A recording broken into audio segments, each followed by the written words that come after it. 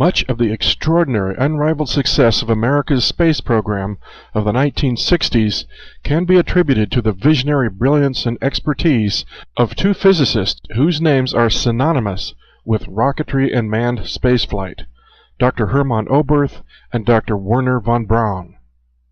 Both of these men originally earned their stature in the field of rocket design by building ballistic missiles for Adolf Hitler's Third Reich during World War II. However, both of these men modestly admitted the spectacular success of their technical efforts was not theirs alone to claim. They had special assistance. Dr. Oberth cryptically stated, "We cannot take the credit for our record advancement in certain scientific fields alone. We have been helped." When asked by whom, he replied, "The people of other worlds." Dr. von Braun candidly revealed his knowledge of extraterrestrials in 1959 by stating, "We find ourselves faced by powers which are far stronger than hitherto assumed, and whose base is at present unknown to us. More I cannot say at present. We are now engaged in entering into closer contact with those powers, and within 6 or 9 months' time it may be possible to speak with more precision on the matter." Just who were the people of other worlds that Dr. Oberth spoke of so blithely? And were both of these esteemed German scientists making oblique reference to one of ufology's most pervasive and tantalizing myths, the alleged link between the Third Reich of pre-World War II Germany and extraterrestrials?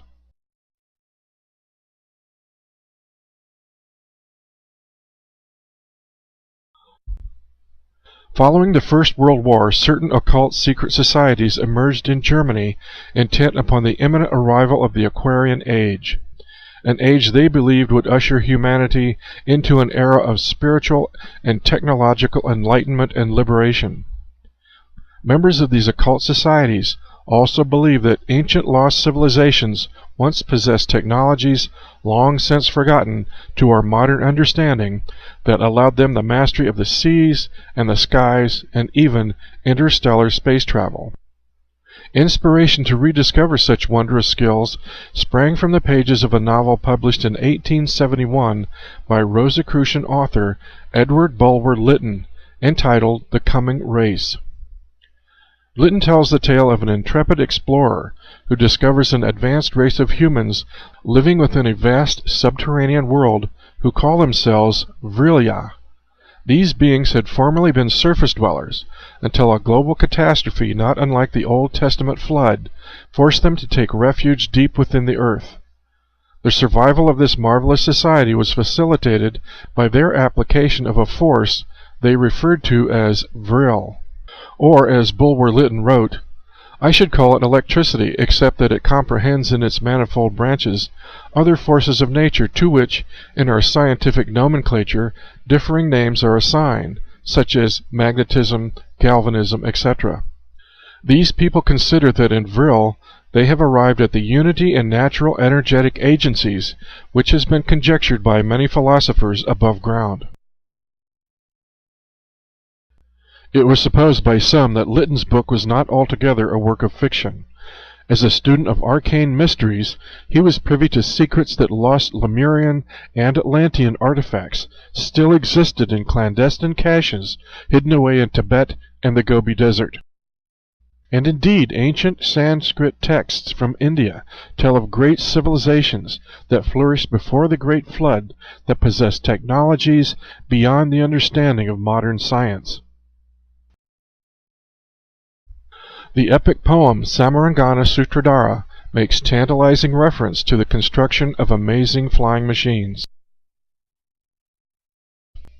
Strong and durable must the body of the Vimana be made, like a great flying bird of light material. Inside one must put the mercury engine with its iron heating apparatus underneath. By means of power latent in the mercury which sets the driving whirlwind in motion, a man sitting inside may travel a great distance in the sky. The movements of the Vimana are such that it can vertically ascend, vertically descend, or move slanting forwards and backwards. With the help of machines, human beings can fly through the air, and heavenly beings can come down to earth. German Oriental scholars and occultists of the Thule and Vril societies regarded such ancient myths as greatly significant, and during the lull between the First and Second World Wars, diligent efforts were put forth to seek out the source of this legendary energy and harness it as a viable technological reality. Mastery of an occult force such as Vril would not only assure German technical dominance, it would ultimately liberate Germany from any crippling codependence upon the international petroleum cartels dominated by Germany's conquerors, the United States and Britain.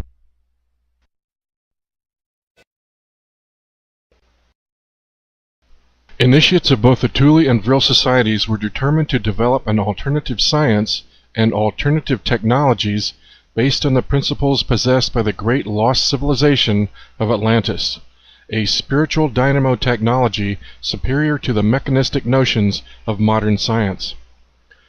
Thus, to rediscover this source of universal, free energy and make it readily available as a benefit to the modern world became their goal.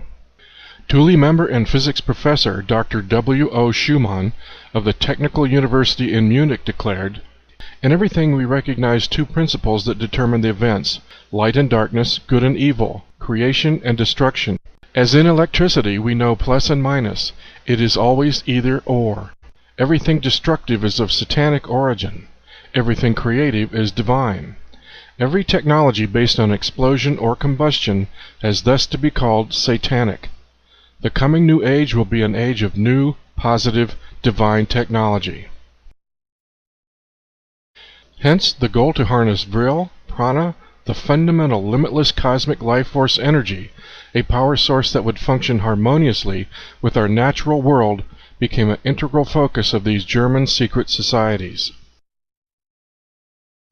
At the very heart of the Vril legend was a striking beauty named Maria Orsic.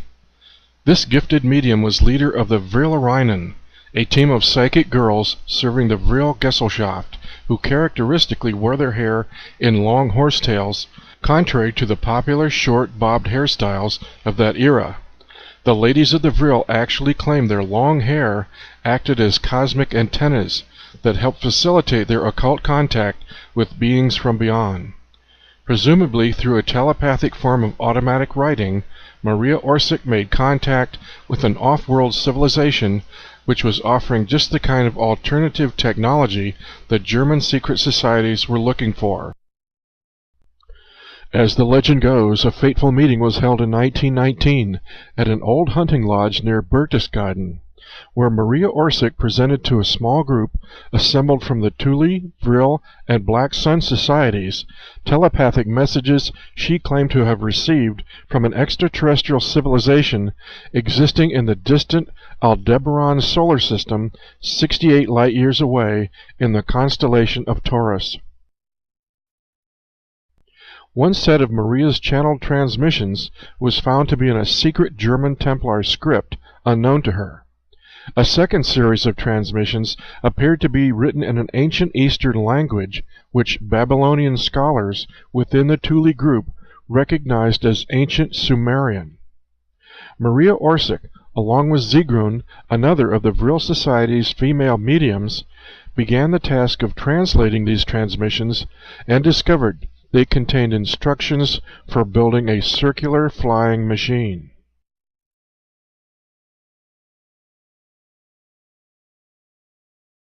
It is worth noting here that the Vril Society traced its philosophical origins back to a secret Bavarian Gnostic Templar order, styling itself as the Lords of the Black Stone, founded in 1221, an order steeped in ancient Babylonian and Sumerian theologies.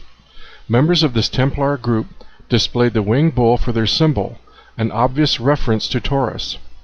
And according to the order's traditions, face-to-face contact with these beings from Aldebaran occurred during the Middle Ages. If indeed a high-tech civilization actually existed in the Aldebaran star system, what would account for their possible motivation to assist the Vril group and Germany to develop advanced technologies? Researcher Wendell Stevens tells us that rather than a militant gesture of aid to aggressive Nazis, The Aldebarans perceived an economic disparity in Earth cultures that fueled perpetual wars and conflict. To alleviate this disparity, the Aldebarans reasoned that by offering free energy technologies used to create affordable mass transportation devices, a new innovative generation of industries promoting prosperity and greater peaceful interaction between nations might result, thus diminishing violent wars. Clearly such a plan resonated with the members of the Vril Society and their dream for a utopian new world based on alternative science. Upon studying these otherworldly designs, Dr. W. O. Schumann and his associates from the Technical University in Munich and the Thule Society realized the channeling actually contained viable physics. And over the ensuing years, construction was initiated to make this flying machine a reality.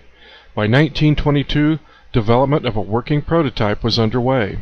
Although the first manned disc crashed on its maiden flight, a redesigned 5-meter RFZ-2 was successfully test-flown in 1934, and eventually flying disc development was taken over by Division SSE-4 of Hitler's Third Reich.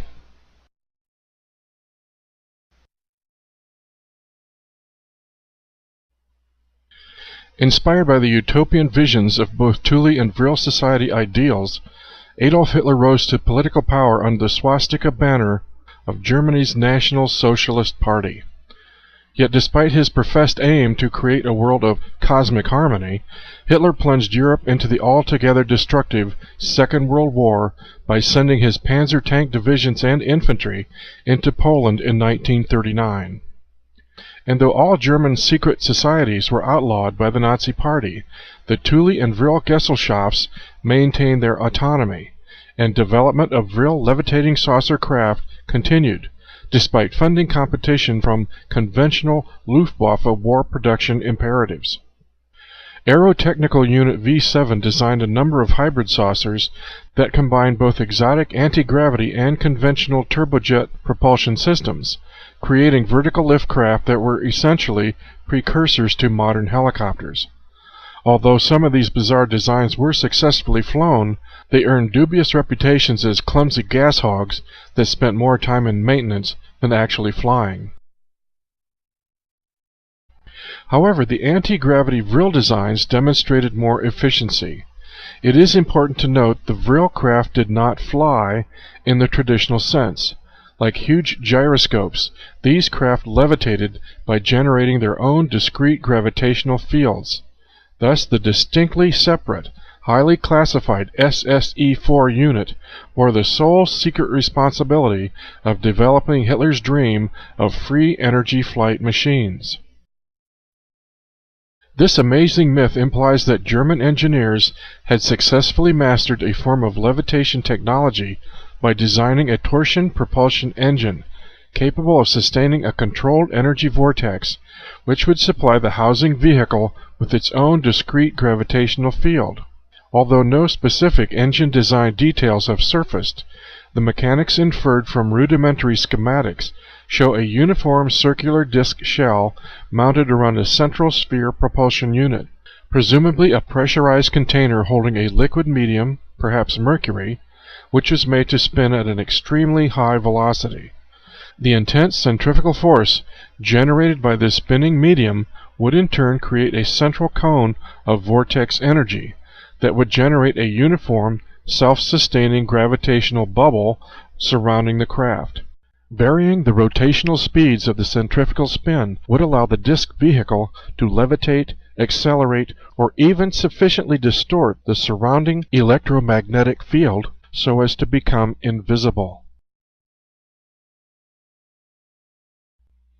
As stated by author Nick Cook in his book, The Hunt for Zero Point, manipulate the inertia of an object and you remove its resistance to acceleration. Put in space and it would continue to accelerate all the way up to light speed and maybe even beyond. Manipulate the local gravity field around an object and you could get it to levitate. By 1941, the successful Vril 2 levitation craft was employed for transatlantic reconnaissance flights. This craft employed the Schumann levitator drive for vertical lift, and when activated, the craft displayed effects commonly described in many UFO accounts: blurring of visible contours and luminous ionization colors relative to the craft's engine acceleration, varying from orange to green, blue to white.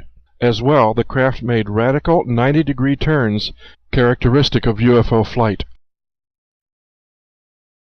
Tragically, the Reich diverted the peaceful intent of the Aldebaran levitation technology, and following the success of the RFZ-2, a single-pilot combat model was designed.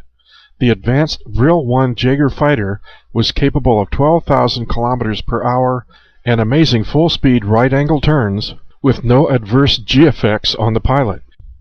Since the craft flew in a self-contained envelope of its own gravitational field, the pilot experienced no sense of motion or inertia. Subsequent levitation craft advances between 1941 and 1944 spawned the Haunebu series, the heavy hitters of the Reich's saucer fleet. Driven by powerful tachyon magneto-gravitic engines called Thule tachyonators, these armored saucer ships of varying size came equipped with armaments such as Panzer tank cannon turrets mounted to the underside, as well as Klystron laser cannons.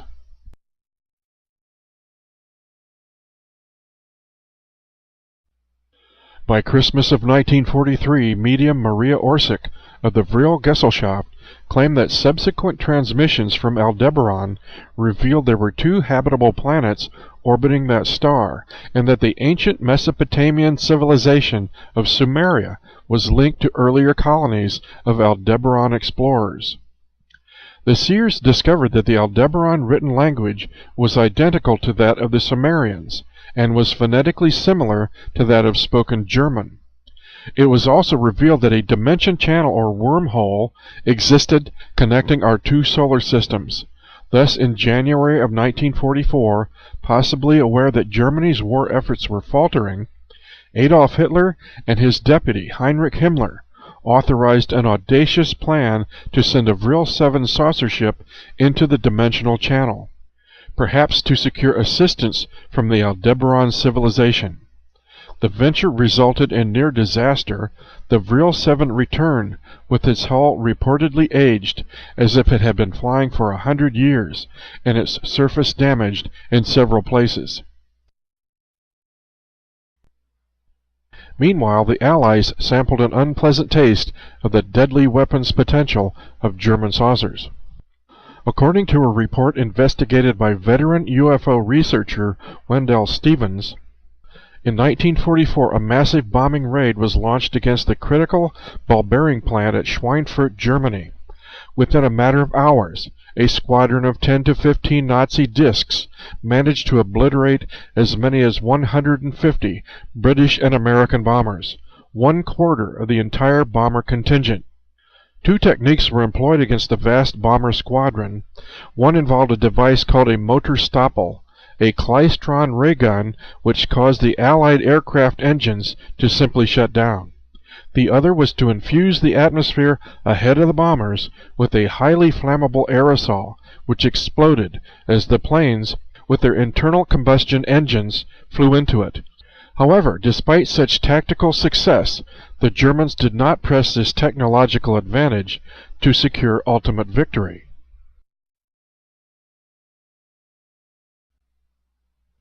With the military fate of the Reich in doubt, an ambitious young general rose within the SS Inner Circle elite to a level of power that rivaled perhaps even that of the Führer himself.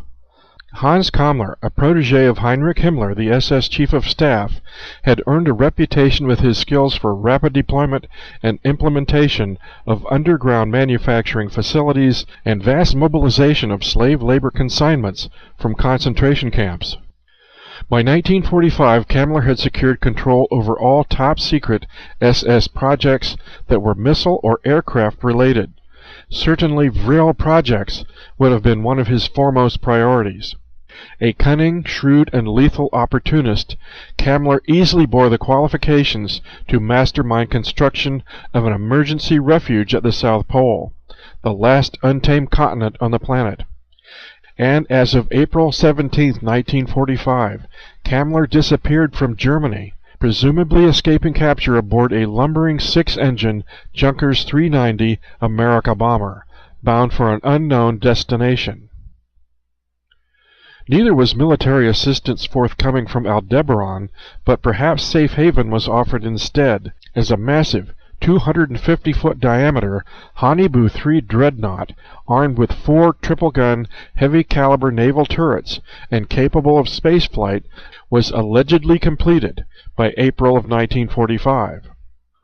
With the specter of Russian, British, and American armies all relentlessly advancing on the German heartland, supplies, scientists, and saucer components were being steadily evacuated from Europe by U-boats to secret enclaves in Germany's Antarctic colony, Neuschwabenland, a vast tract of land at the South Pole which had been annexed by Germany in 1938. Just 1 month prior to the Honibu 3's completion, a cryptic message was sent by Maria Orsic to all members of the Vril Society, simply stating, "None are staying here." The psychic medium, Maria, was never heard from again, perhaps having escaped like Kammler to South America, the Antarctic, or possibly even Aldebaran.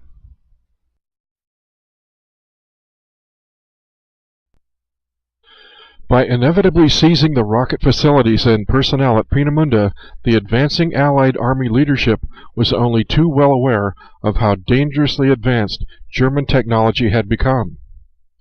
Despite the Third Reich's unconditional surrender in 1945, a potential Nazi threat still haunted Allied intelligence.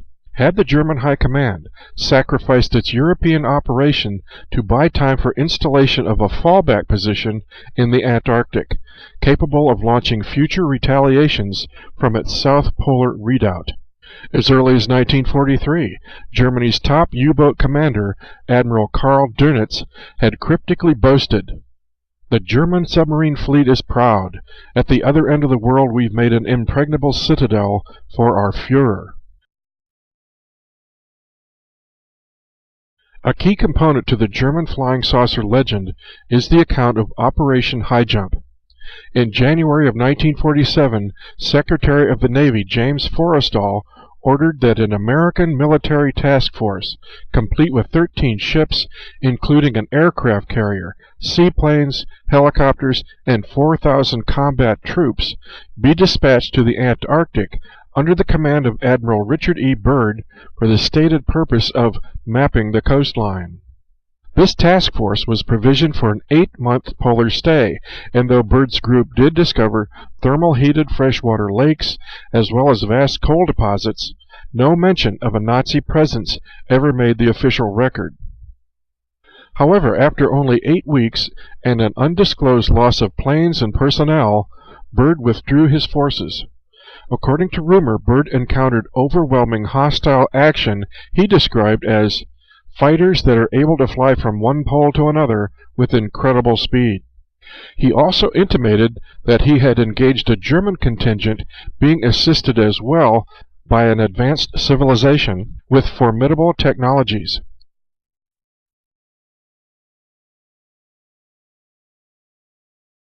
Full details of what occurred with Byrd's expedition remain shrouded in mystery. After extensive debriefing at the Pentagon, Byrd was ordered to keep silent about his experiences at the South Pole. Also, it should be noted that 2 years later, in 1949, Admiral Byrd's superior, James Forrestal, was sent to convalesce for a nervous breakdown at Bethesda Naval Hospital in Washington, D.C.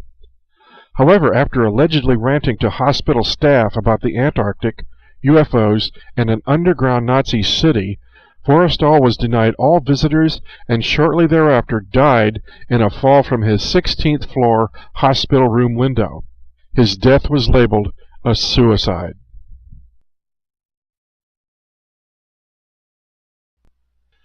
But again, considering the question posed at the outset of this essay, could the advanced civilization suggested by Byrd be the same extraterrestrials alluded to by both von Braun and Oberth? Could these people of other worlds be Germany's mysterious allies from Aldebaran?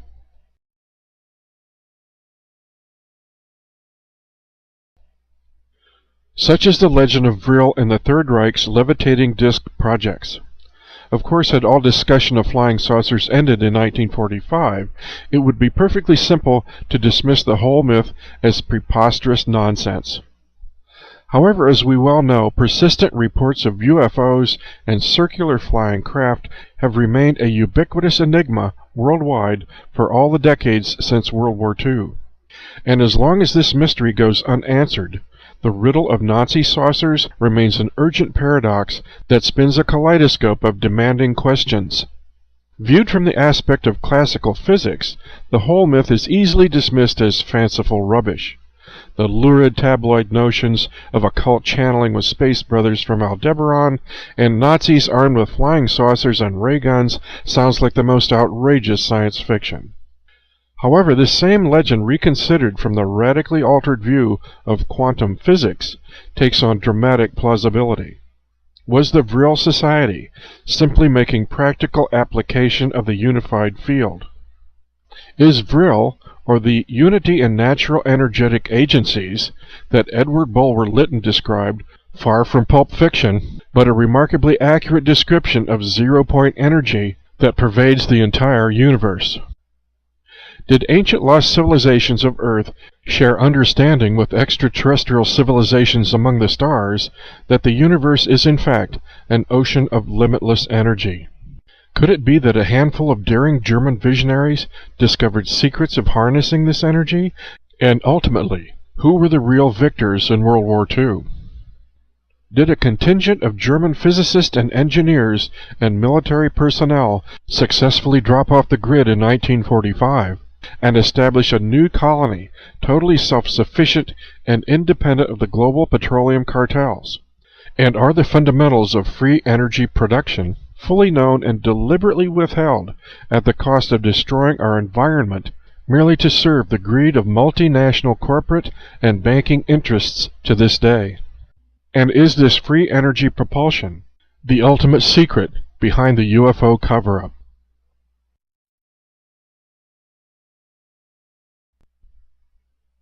Of course, in the years immediately following World War II, the German saucer mystery compounded even more.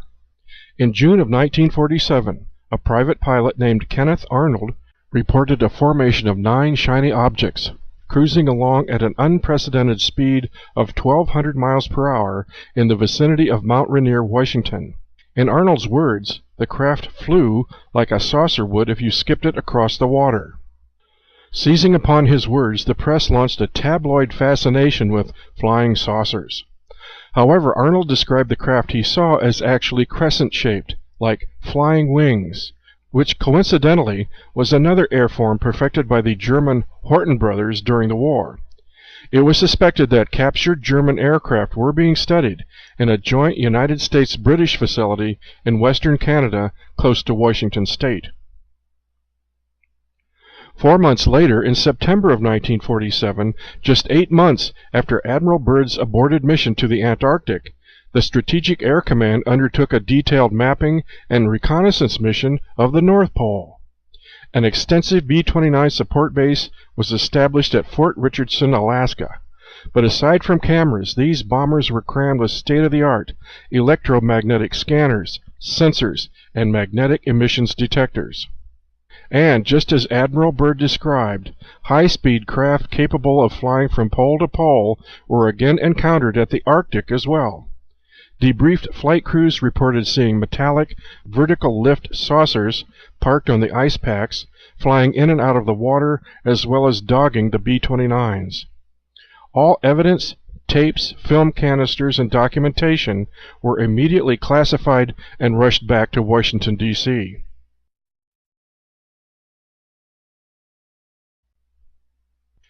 According to the captured records, the Germans also had construction plans for a Zeppelin-size levitating cylinder ship called the Andromeda machine. This 330-foot behemoth was capable of carrying as many as 3 of the smaller Vril and Haunebu scout ships. In the early 1950s, a California man named George Adamski photographed a UFO remarkably similar to this design. Later, Adamski claimed to have contact with a Nordic-looking extraterrestrial near Desert Center, California, who claimed to be from the planet Venus. However, it should be noted that photographs of the little scout craft this alien flew showed a design virtually identical to the German Haunebu 2. Although Adamski was later debunked as a fraud, reports of UFOs identical to the Venusian scout ship continued to surface worldwide. In 1954, President Dwight Eisenhower was allegedly secreted away to a meeting with extraterrestrials at Muroc Airfield near Palm Springs, California. One particular group was reported to be Nordic-looking, and they offered Eisenhower free energy technology in exchange for nuclear disarmament.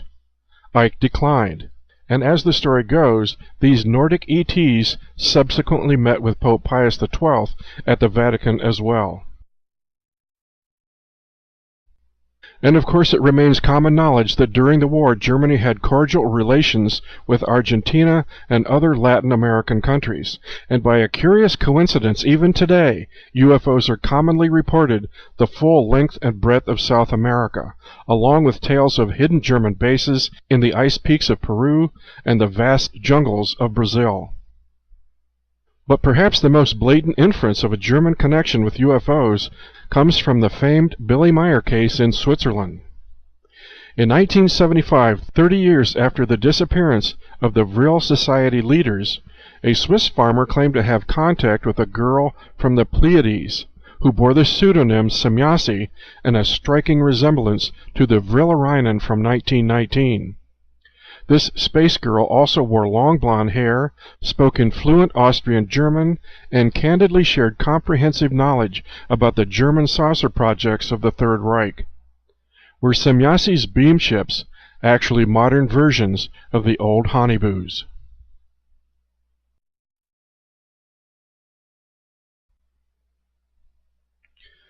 Do we dare suppose that a breakaway civilization of subterranean Germans secretly continued to advance their limitless scientific wonders, content to allow the ignorant, expendable surface dwellers to choke in the poisoned atmosphere of their internal combustion, junk technology, automobiles, airplanes, and industries? Could it be that a whole variety of incredible free energy technologies remain deliberately withheld from public access simply to protect the vast wealth of the surface world's industrial elite? Meanwhile, the quest to solve the mysteries of Nazi saucers and the secrets from Aldebaran certainly has gained more relevance to our present world here in the early decades of the 21st century. It seems an irony that, since the days of pre-World War II Germany, Western civilization remains no less economically dominated by overbearing petroleum monopolies. Is there a free energy anti-gravity answer to this dilemma? To conclude this essay, I must caution this story is virtually all legend. There is little or no hard evidence to fully verify the authenticity of this tale. The conjecture offered here is cobbled together from the writings of Jan van Helsing, Vladimir Trzynski, Nick Cook, Timothy Good, Wendell Stevens, and a website called Gray Falcon, as well as the video UFO Secrets of the Third Reich. The bottom line has two options. Either the whole story is pure fantasy, or Nazi secrets of anti-gravity were gobbled up at the end of the war by Allied intelligence and given a security classification above top secret, with all evidence meticulously hidden or destroyed. However, it should be noted that anti-gravity propulsion systems, such as the Vril legend suggests, would make all aerospace and avionic technologies obsolete overnight. And these are huge multi-billion-dollar industries directly tied to the international petroleum cartels. Surely these combined military-industrial interests would possess the means and the motive to obliterate any conclusive history of German anti-gravity research. Allegedly, the Rockefeller Foundation paid $139,000 in 1946 to commission the publishing of an official history of World War II that deleted any and all references to the mystical and occult interests of the Third Reich. The Rockefeller Foundation is fully financed by Standard Oil.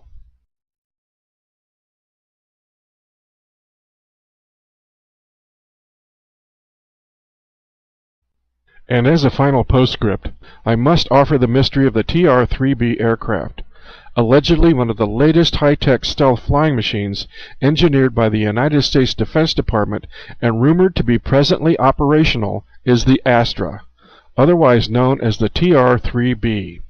This astounding craft is delta-shaped and comes in two sizes, one 300 feet long and the other 600 feet long. The Astra is capable of vertical lift and all other radical moves typically associated with UFOs.